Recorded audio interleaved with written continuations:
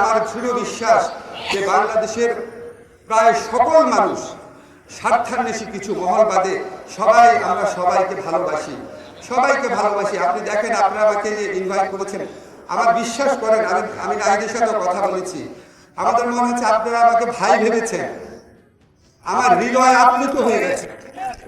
এবং আপনারা এই সমস্ত রাজনৈতিক প্রচারণা, রাজনৈতিক খুঁটি না হয়ে থাকবে, আপনারা আরো বেশি শক্তিশালী হবেন। সর্বশেষে একটা শুধু অনুরোধ করছি, আমি এটা আমাদের যে ভাইরা আছেন ওনাদের সাথে ঢাকেশ্বরী মন্দিরে দেখা হয়েছিল, বলেছিলাম আপনারা নিজেদের সংখ্যালঘু বলবেন না, আপনারা বাংলাদেশের মালিকানার অংশ। আপনাদের সংখ্যালঘু শব্দটাই, মাইনরিটি রাইট কনসেপ্টটা এসেছে প্রথম বিশ্বযুদ্ধের পর, যখন নতুন রাষ্ট্র গঠিত হচ্ছিল, তখন এক জাতি মাইনরিটি, বিভিন্ন জাতি বিভিন্ন দেশে ছিল, তাদের প্রতি অনেক নির্যাতন করা হতো।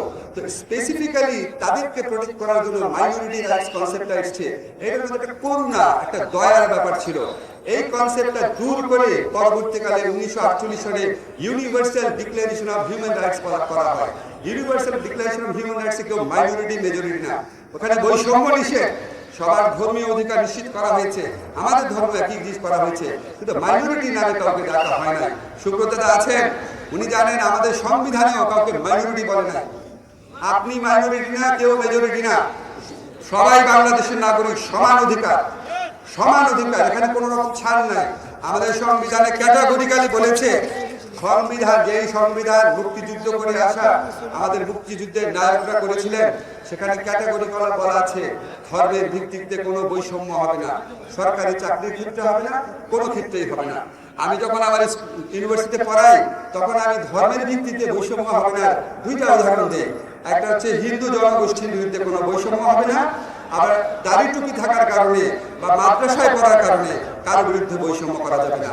আমরা অভিযোগ শুনি এক আমলে হিন্দু জনগোষ্ঠীর লোকেরা বৈষম্যের শিকার হয়, আর এক আমলে দাড়ি টুপি করা মাদ্রাসার শিক্ষার্থীরা বৈষম্যের শিকার হয়। অভিযোগ শুনি, খতিয়ে দেখেছি, সেটা দাবি করবো না।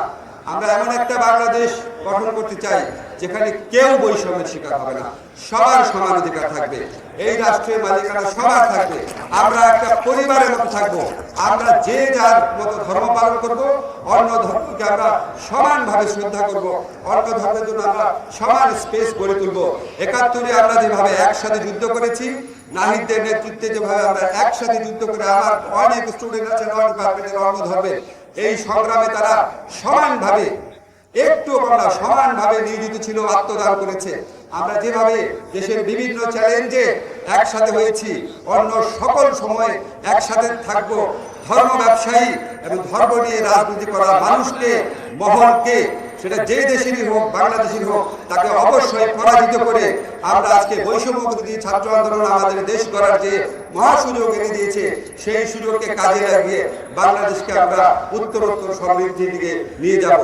শ্রীকৃষ্ণের স্মৃতির প্রতি শ্রদ্ধা জানাচ্ছি, আপনাদের প্রতি আবার সম্মান জানাচ্ছি। জন্মাষ্টমীর যে মিছিল আছে, সেই মিছিল সফল হোক। আমাদের এখানে যারা শুধু হিন্দু খ্রিস্টান না, সকল ধর্মের যারা মানুষ আছেন, আমরা সব রীতি নিয়ে বাস করি, এরকম একটা বাংলাদেশের প্রত্যয় ব্যক্ত করে